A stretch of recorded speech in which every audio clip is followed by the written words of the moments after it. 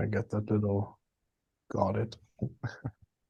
So, welcome, Bas, to the 14th or 13th conversation in the phenomenal conversation series on pioneering regenerative higher education. I'm so glad that you joined and that you'll be able to join us in person on Tuesday, the 28th. And as a preliminary to that, I thought we'd interview you now. And I'm wondering if you could explain a little bit of your bio of how you came to be in this position of regenerating higher education. If you could share a bit of your background and what drew you to this mission, as it were. Yeah. Well, first of all, thank you for having me here now and then also on the 28th. I think what drew me was a combination of factors. So I've always felt a sense of responsibility to contribute to climate action. And I'm also, went through different educational pathways, became an engineer, and then realized that technology wasn't going to solve everything, and became a social scientist, realized that, that's also not going to do everything. And that sort of, through working in different contexts, exploring what is already being done. And of course, there's a lot being done in fields like energy, transitioning towards renewable energy systems, a lot being done on circular economy and biomimicry and those types of things. And I think they're all important and essential. But I also noticed that actually not that many people were seriously, in a sort of academic sense of the word, while acknowledging that academia is also just one way of looking at things. Engaging with the educational and learning question. So, if we are, which I think we are, living in times of transitions and times of climate collapse and, as we're talking today, also political upheaval. Yeah. What is a regenerative response to that from the perspective of formal educational systems? And there's a lot going on in informal spheres, people running different types of workshops, trainings programs, and coaching. And there's also quite a bit going on in formal settings, but they're all very diverse and niches and, hidden in different sort of systemic constellations. So I sort of made it my mission in a way to unravel that puzzle, to bring those together, those different initiatives, and try to find ways to leverage them. Try to find ways that we can learn from what already is. We can learn from those pioneers, from those people who say enough is enough. We need to do things differently. To collate those insights and to make them available for others who may feel that urge that change is needed, but don't know where to start. So I sort of see my own stepping into a role as a regenerative educator in that sort of in-between space where I can help bring what's out there, as well as, of course, my own experimentations, and translate that to into materials, into learnings, into tools that allow others that have that urge but don't know how to get started to get started. That's really interesting, because then what comes to mind is you're sort of almost curating and preserving or connecting existing knowledge, which is through its very nature fractured and diverse and not very well connected. And if I wouldn't use the word institutionalizing, because that has so many kind of negative concepts, but in a way making it a more formal structure to make it available. Yeah, and I think there's also a lot of power. There's a lot of innovative potential in staying out of formal systems, especially academic systems. Yeah. But there's also a lot of sort of scaling potential by actually going into those systems and stepping into those arenas.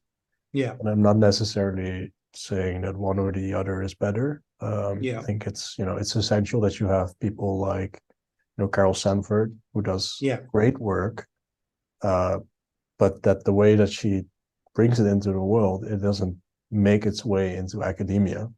No, It doesn't make no. its way into formal educational systems, and that requires a sort of translationary step. Yeah, And in that, of course, you have the risk that some of that wisdom gets lost, and other forces interact with it. yeah, In that sense, I'm a bit of a pragmatist, where I would be very happy if we get 80% regenerative principles embedded in educational yeah, systems in 5 years or 10 years, than if it takes 100 years to do it really well. yeah, yeah. That's the pragmatist inside of me. Yeah, I know Carol's work. I could comment on the reasons why I think it is that way, but I think we'd better just take a slight step back and for the uninitiated or people that are new. I mean, there will be people that are more familiar, but how would you explain the term regenerative, and what does it mean, and how come it's so important in this initiative you've taken? Yeah, sure. I mean, so of course, there's also different ways of looking at that. I think at its sort of core, regeneration is looking at the state of the world as it truly is, Yeah, in climate collapse, in social inequality, and saying we need to do something about that.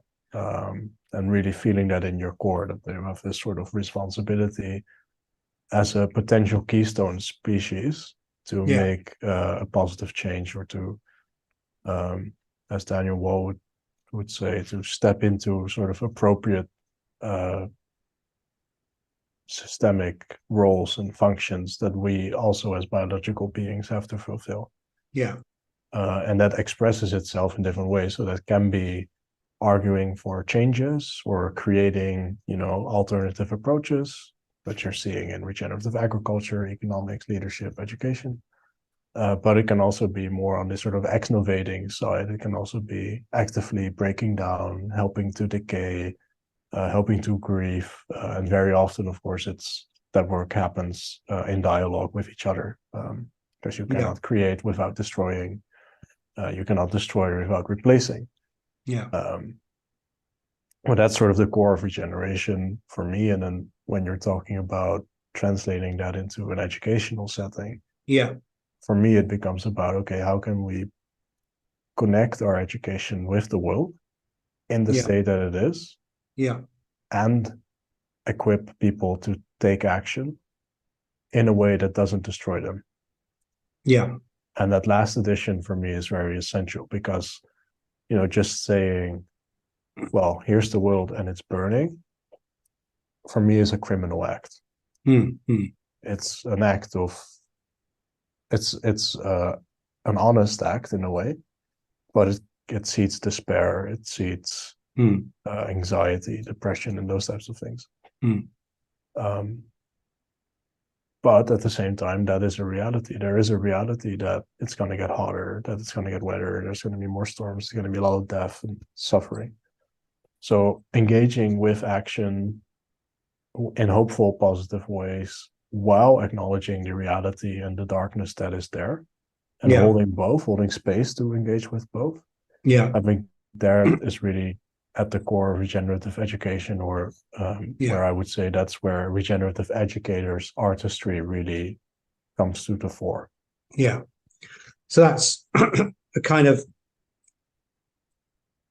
being conscious of both polarities of the kind of, one end extinction or maybe collapse or global collapse, and on the other hand, agency, purpose, meaning, and acting according to, say, humans' creative impulse. On one side is the destructive impulse, and the Yeah, other side is the creative impulse.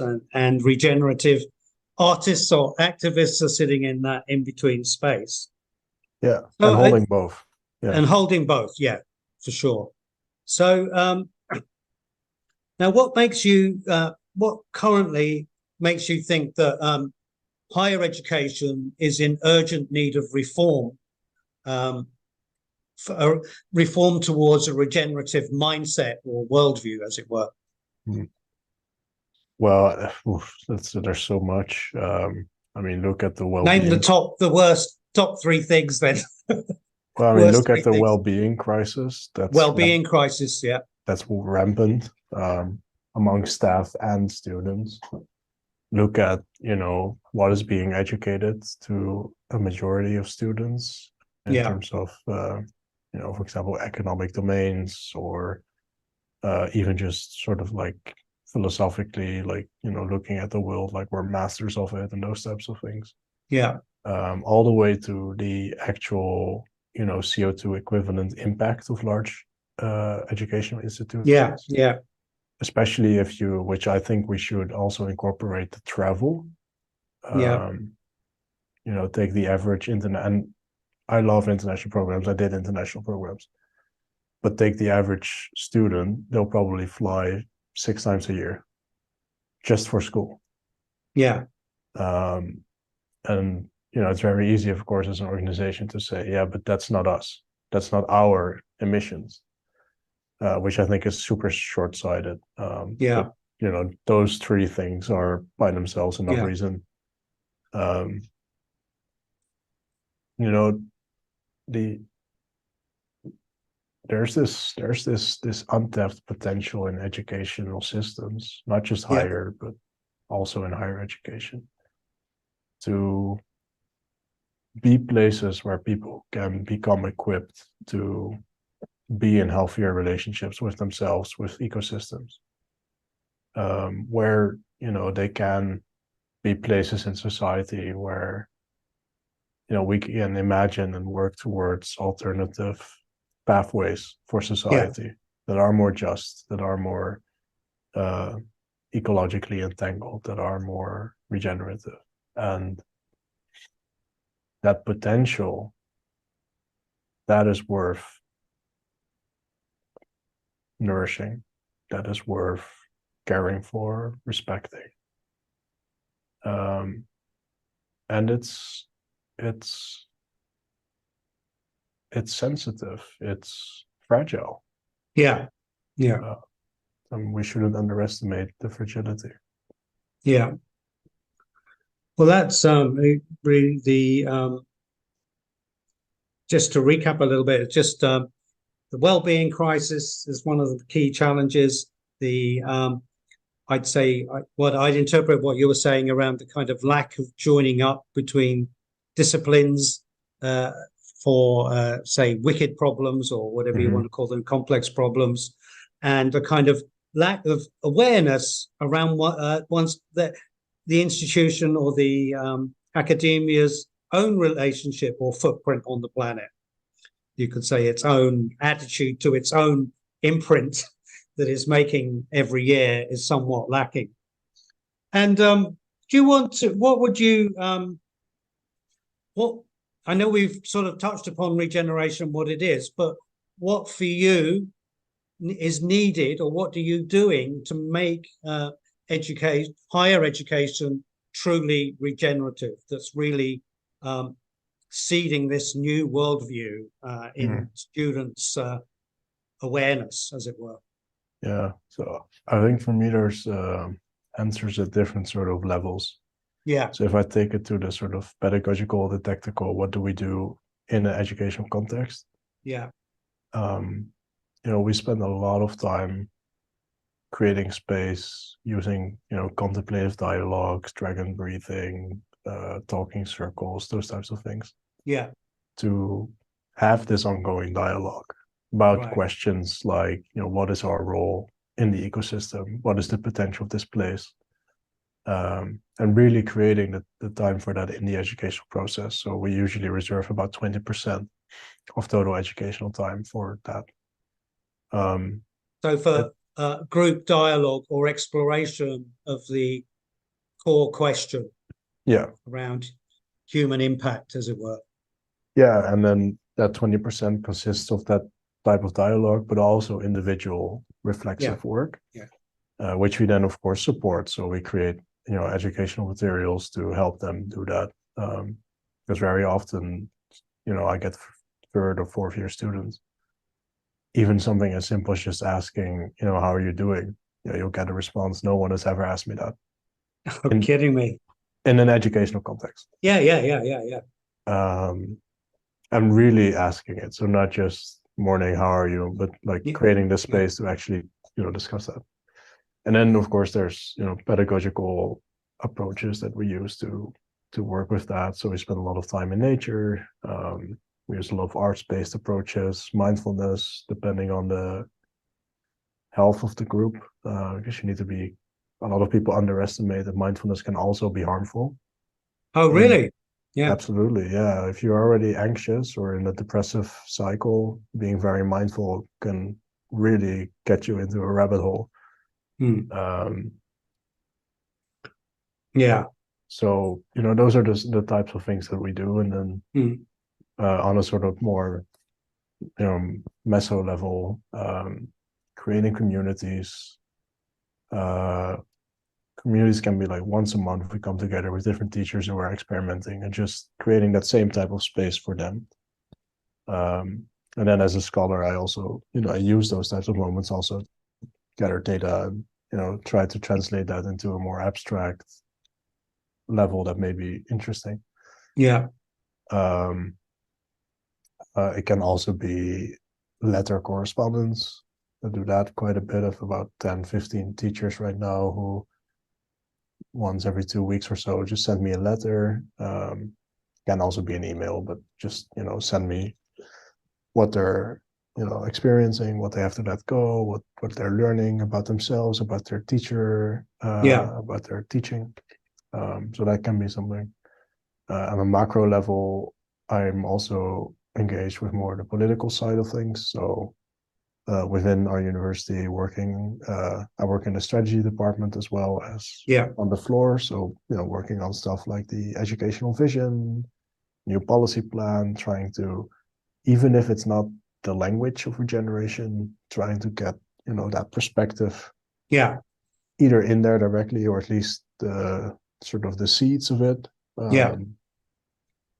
So something like incorporating inner development into our educational vision.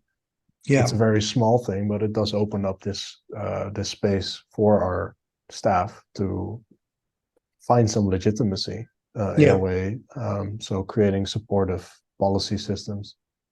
And then on the national political level, you know, I try to engage as much as I can with talks, workshops, interviews, um, and then especially nowadays, it's quite interesting to see what emerges because you can very quickly get the wrath of the far right, Oh, right. um, which I actually find kind of cool. So when I do something and it gets picked up in that way, I sort of enjoy it. You know you're Uh, doing the right thing. yeah, and I don't have social media myself, Right. so I don't really care if they make fun of me because I won't see it anyway. Yeah. Um, but so for me, the answer is sort of in that multi-tiered approach, and I think that also depends where you are in your own developmental journey. I A lot of my also recollect that you were very keen for students.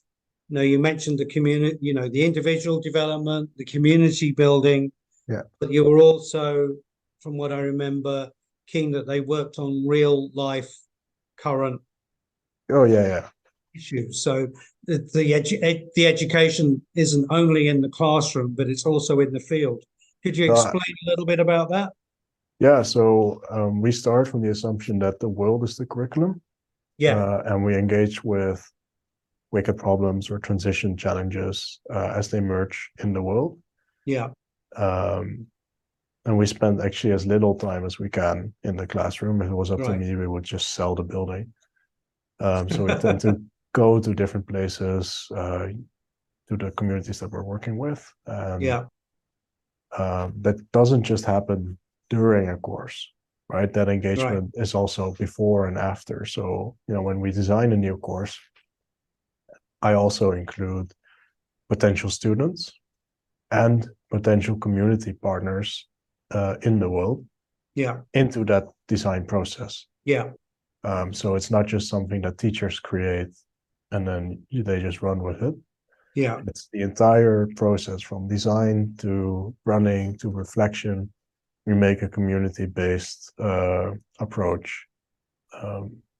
And I think that's an essential part of So working do in a more the regenerative way. well, I'm conscious, like often with the way that programs are structured, Yeah. you have a goal, you have some things you have to do, you have to produce something at the end, and then you move on to something else. So how do you manage? Because if you're going to work in the community, you're that episodic nature, maybe you just get going and then Yeah. you've got to. So how do you overcome that structural fault line, as it were? Yeah, we don't. So I think you're touching on a big problem of educational architecture, Yeah, yeah, to really truly connect with the world. yeah. So we try to navigate that. So a lot of the courses that we do offer are quite long. So they tend to be 15 or 20 weeks. Okay. So that helps. Yeah, When we have the resources, I also try to have at least one researcher or teacher researcher that stays connected with that place, so that yeah, continues to work. That really helps. But it's not easy to do that. It takes a lot of resources, a lot of energy. yeah. But it's And fundamentally a question of educational structure. And of course, we do stuff, the sort of logical stuff like, well, this course may be over, but maybe a part of them are doing internships. Well, I can yeah, offer them an internship to continue the work. yeah, yeah, So yeah. those types of things. But Do you get some continuity that yeah, doesn't just fall off at the end? no, no, no, Yeah, no. yeah. But it's a big challenge. Yeah. And the given that you're working in a fairly progressive university that's adopted and probably it's mostly a progressive department, how do you guys mitigate the interface between the kind of industrialized points competitive awards and kind of rat race of academia and also publishing papers and all the rest of it for yourselves? How do you Mm. nurture the best part of yourselves that can live in the healthily in the tension, in Yeah. those tensions? Yeah. No, it's a great question. It's one that we are also still discovering. Well, Yeah, we do have some practices, and it's actually one of the main research questions that we have for 2024. So how do we act regeneratively in a degenerative system? Um, yeah, what we do so far, and this is also stuff that we have planned, so not all of it we've actually done. So our team meetings, for example, are very different, I would say, from most other team meetings. okay, Also, even other research groups, right? So our meetings, I sort of try to organize them that they are around recharging, yeah, reconnecting, recalibrating. yeah, And recharging can be, for example, a mindfulness exercise. It can be doing it outside. It can be yoga. And we have a member of the team who's a yoga instructor. So sometimes when they run the meeting, it may just be, well, the first 30 minutes of our team meeting is just, some fasana. yeah, It may be someone else facilitates a guided meditation. It may be, what, we're gonna meet in the forest instead of in the building. yeah, yeah, That's the yeah, yeah, recharging together sort of bit. yeah, And reconnecting is about, okay, where is everybody?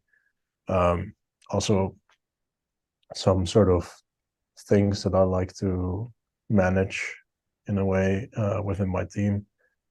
So I, for example, do not really allow the team members to do individual projects, which is very different from most of academia. So I yeah, sort of make it a rule, so I want at least two of us working on something, yeah, which also means we can do less projects, but it's, I think, very essential.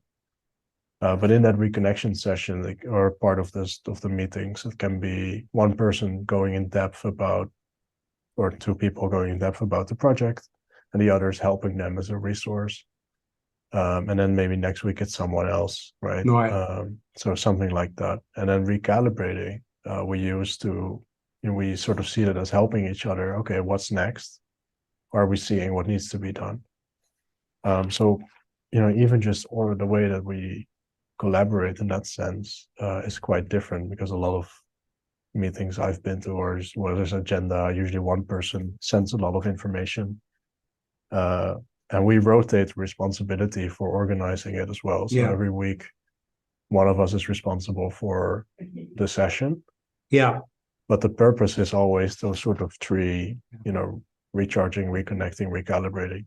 So you've got the 3 R's for higher education: recharging, reconnecting, and recalibrating.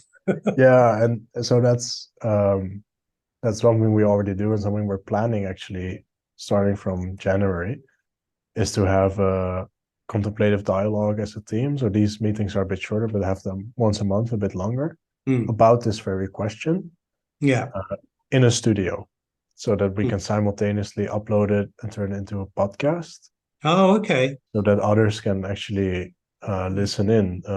Two of my team members they're both mothers, and one of them is pregnant. Yeah. And we're just also discussing, how to be a regenerative parent, especially in the world today, with the elections fresh out. Yeah. Which for me also is part of that bigger question of how to be regenerative in a degenerative system. So we want to sort of explore that collectively as a team in 24, through a contemplative dialogues in studio, so that those recordings become available for the rest of the community. Yeah. Yeah.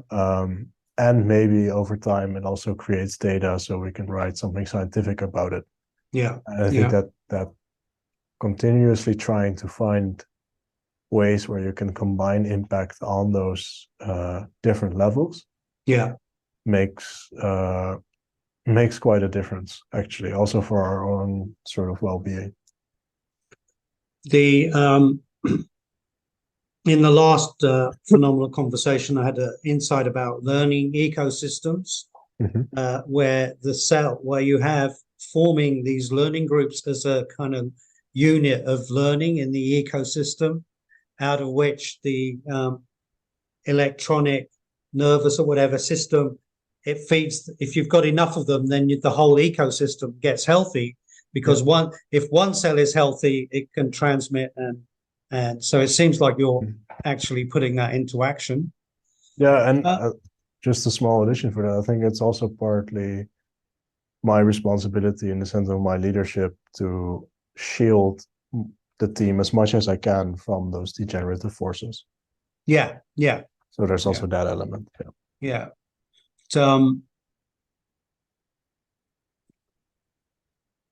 The holding space for the development of your team. And I think that's one of the weakest areas in the university system, as I see it. There's not enough peer support. Everybody's isolated. Teaching is very isolating, or can be, and then students are also very much on their own. And this sort of community of learning is discouraged by the way the systems and functions structure. Yeah. So, and one of the things we touched upon months ago was you talking about leadership wisdom and your sort of we don't have to disclose precisely what it is, but your ongoing health issues, being a leading educator with a kind of, and you were looking into the wisdom of being in transition when you have particular illnesses, and how that. So how are you drawing on that in your current? I know you're about to step into a new role, or are in a new role. So I was curious about how your thinking has gone in that area. Well, I think so. There's a couple of things. So one is that a lot of empathy can be drawn from living with disability. Yeah. And I think bringing that sort of empathetic and really needing balance more than, everybody needs balance, but really there's a difference between, can I shower today, or go for a walk, or can I have sex with my partner, or work, right? That type of balance. And that is something I try to bring also in my sort of leadership role, in that sense. And provide also for my team. And actually, a lot of the time, a lot of the things I'm doing now is actually with colleagues is sort of mirroring and saying, well, actually, do we have the capacity for it? Yeah. Because it's very easy to bow on new projects, and especially if it's exciting and it's fun and it's important and meaningful. But are we also taking care of ourselves? And I think I'm not perfect with that at all, but at least my sensitivity to facilitate that for others, and I purposely say for others because it's much easier to do it for others than it is for myself. Yeah. Yeah. I think is strengthened because of that experience. Okay. And then in terms of the topic itself, the potential role of the wisdom that pain can bring for transitions, I'm working with a colleague in Utrecht to start a project about it.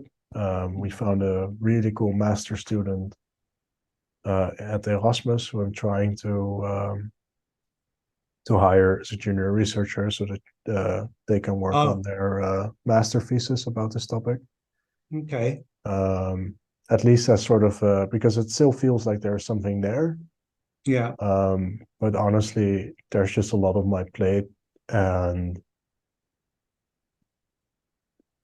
feeling an intellectual, physical itch is not enough to justify changing my Right. agenda that much. Yeah. But working with a few students to first sort of dive into it a little bit, Yeah. Yeah. and then maybe it emerges that no, actually, there really is something there, which I do expect. Yeah. But then, of course, within the roles, that I embody, then it sort of shifts in a way from me not being the person that goes down that rabbit hole, but trying to facilitate that work gets done. Yeah. Yeah. So that could be partnering up to try and secure some type of funding, whether that's in the sort of classical academic structure or whether that's with NGOs. But a lot of my work, especially from next year, plays at that sort of level where what is the playing field? What can I facilitate? Mm. It doesn't mean I never do anything, like I never do research or teaching myself anymore. Of course I do. Yeah. But it's not my main responsibility anymore. My main responsibility is to build, facilitate a team that can, take the work we already done, take it further, and what can I do to shield them as much as possible, and what can I do to strengthen them as much as possible, and that includes finance and those types of things. Well, I think we'll draw the interview to a close, but just to acknowledge the kind of bravery and courage that takes, and also to be that vulnerable, and also that what I'm hearing also in this, like we use the metaphor of collapse, breakdown, composting, hospicing, and all of that. But it would seem people with a lived experience, that as their daily lived experience, are living with breakdown or potential collapse on their own. There's a way of, there's a kind of care for oneself, like you were saying, in a degenerative world. There's probably some lessons that are interesting there that need sharing. Absolutely. And it's something that at a very personal level, I struggle with navigating on a daily basis. Especially guilt for being disabled, which makes no sense. And I would never project that on someone else. But unfortunately, we tend to be much better at projecting kindness on others than we are to expressing it to ourselves. And in that sense, a regenerative journey is a lifelong one. And we all have different arenas in which we need to develop. And that is definitely one for me. But you do touch, I think, on something that I've been thinking a lot about, and my thoughts are not clear or structured or anything like that yet. But the role of decay, or hospicing, or letting go, or whatever you want to call it. But when you look at living systems, there's quite a lot of it. In a sort of cyclical, especially now with the sort of fall time, all the leaves actually falling and stuff. And especially in a Dutch context, I mean, we are so like socially, culturally afraid, um, terrified of decay, of death, of Yeah. dying. Um, and I think it's a very strong limiting force that we need to do something with. That we somehow need to find a way to navigate as a society if we really want to transform from a life destroying to a life affirming way of living. That's great. That I'll leave it on this note, but I think there's also, if we really have a thriving picture of our own health and we know what that looks like and feel it, we can then relate to decay. But we're so much in the middle of the two where we're really, and some of that is facing decay will make us more healthy. Mm. But just as a concluding note, we'll leave it there. So thanks very much for the interview, Bas. I've really enjoyed your wisdom and experience, and I'm really sure that everybody joining on Tuesday will benefit, and they'll have we'll do some discussion rounds, but also if there's time, I'd love that if they can put some questions to you as well based Yeah, on of what's course. just happened. Yeah, looking forward to it. So see you on Tuesday, and I'm going to close the recording now. Thanks a lot, Bas. Oh.